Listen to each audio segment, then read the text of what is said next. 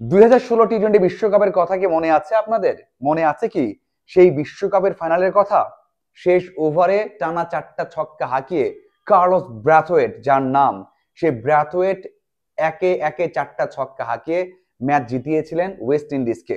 সেই সময় হয়তোবা কেউ কল্পনা করেননি যে টানা ছক্কা হাঁকিয়ে এই ম্যাচটা জেতাতে পারেন অথবা ওয়েস্ট ইন্ডিজ জিততে পারে।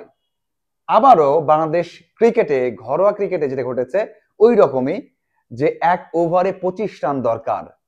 আপনাকে এই ম্যাচ বা এই লাস্ট ওভার দেখে সেই বিশ্বকাপ ফাইনালের কথা অবশ্যই মনে পড়বে। এখানে যখন 25 রান দরকার ছিল তখন তো নিশ্চিতভাবেই সবাই ভেবেছেন যে এই ম্যাচ কোনোভাবেই জিততে পারবে না বরিশাল চট্টগ্রামের বিপক্ষে, কারণ বাংলাদেশের প্রেক্ষাপটে বাংলাদেশের কোনো তারকা টানা ছক্কা হাঁকিয়ে অথবা এক ওভারে 25 রান নিয়ে ম্যাচ জেতাবেন সেটা কিন্তু কল্পনা করা যায় না। এবং সেই কাজটাই হয়েছে, সেই জয়টাই পেয়েছে বরিশাল, এবং সেই কাজটা করেছেন সালমান হোসেন ইমন। তার নাম হয়তো অনেকেই জানেন না, কিন্তু ঘরোয়া ক্রিকেটে খুবই নিয়মিত এবং একজন পরিচিত মুখ বললে ভুল হবে না। দেখুন, শেষ ওভারে যখন দরকার ছিল 25 রান, প্রথম বল ডট গেছে, তার মানে 5 বলে 25 রান দরকার। এই সময়টা কেউই কিন্তু বিশ্বাস করতে পারেনি, এবং ওখানে যারা আছেন, যারা খেলছেন, তারাও কিন্তু বিশ্বাস করতে পারেননি। কিন্তু বিশ্বাস রেখেছেন ইমন নিজের মধ্যে, যে ছক্কা হাঁকালে এই ম্যাচ জেতা সম্ভব, এবং সেই কাজটা করেছেন। প্রত্যেকটা বলেই মনে হয়েছে বিশ্বাসটা আছে। এরপর টানা 2টা ছক্কা হাঁকিয়েছেন, একটা 4 হাঁকিয়েছেন, পরে আবারও ছক্কা হাঁকিয়েছেন। পরের বলটা নো বল ছিল, যদিও ডট হতো, নো বল ছিল। শেষ বলে দরকার ছিল 2 রান। সেই বলটা যদি 4 ছক্কা হাঁকাতে যেতেন, আউট হতেন, তাহলে কিন্তু ম্যাচটা হেরে যেত। এই যে বুদ্ধি, এই বুদ্ধি নিয়ে কিন্তু 4 ছক্কা হাঁকাতে যাননি। বলটা অফসাইডে বাইরে করেছেন, একটা হালকা করে জেন্টাল পুশ করেছেন, সেই পুশেই কিন্তু 4 হয়ে গেছে, ম্যাচটা জিতে গেছে।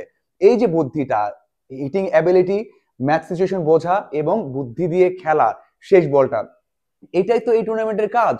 এই টুর্নামেন্ট থেকে কিন্তু এগুলো শিক্ষা দেওয়া হচ্ছে, যে এই টুর্নামেন্ট থেকে প্রত্যেকটা মোমেন্টে, প্রত্যেকটা ওভারে কিভাবে নিজেকে সাস্টেইন করতে হয়, কিভাবে ম্যাচ জেতাতে হয়, সেটা কিন্তু শেখাচ্ছে। এবং সেই কাজটা কিন্তু ইমন করে দেখালেন, দুর্দান্ত ভাবে করে দেখালেন, যেটা কিনা বাংলাদেশ ইতিহাসে বা বাংলাদেশের ঘরোয়া ইতিহাসে অন্যতম একটা ম্যাচ হয়ে থাকবে, এবং এখান থেকে বড় একটা শিক্ষা হয়ে থাকবে। দেখুন, শেষ ম্যাচে বোলাররা কিভাবে বল করতে হয়, শেষ ম্যাচে ব্যাটাররা কিভাবে ব্যাট করলে 15 থেকে 20 রান চেস করা যাবে, এই শিক্ষাগুলোর জন্য কিন্তু এনসিএল টি-20 টুর্নামেন্টটা, এবং সেই কাজটাই কিন্তু এই ম্যাচে হয়েছে।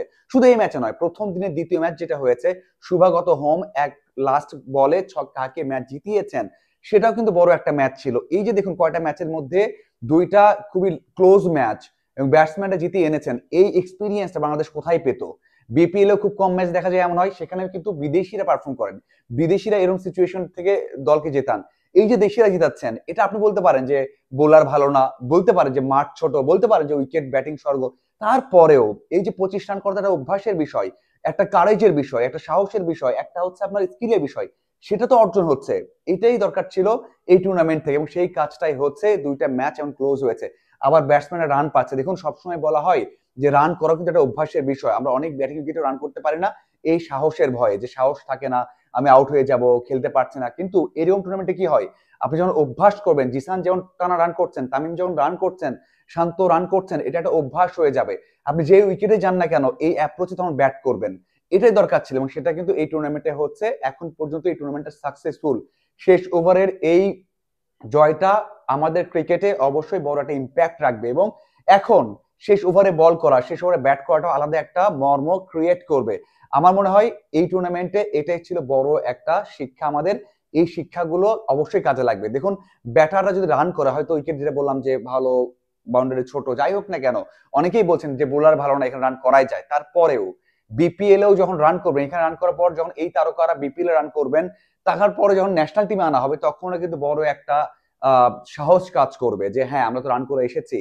এই বিষয়গুলো এভাবেই প্রক্রিয়াতে গেলেই বাংলাদেশ দল টি-20তে ভালো করবে, না হলে কখনোই করবে না। আমার মনে হয় দুর্দান্ত একটা ম্যাচ ছিল, দুর্দান্ত টুর্নামেন্ট যাচ্ছে। এই টুর্নামেন্ট থেকে আরো কিছু আমরা ভালো ম্যাচ দেখতে পারবো, রান দেখতে পারবো, এবং যারা ভালো বল করেন তারাও ভালো বল করে যাচ্ছেন, এবং সামনে ভালো বল করবেন। এখন দেখার অপেক্ষা, সেটা আরো কত এক্সাইটমেন্ট নিয়ে আমাদের জন্য এই টুর্নামেন্টটা সামনে অপেক্ষা করছে। ধন্যবাদ সবাইকে সাথে থাকার জন্য। আশা করি আর আপডেট এবং বিশ্লেষণ নিয়ে হাজির হয়ে যাব।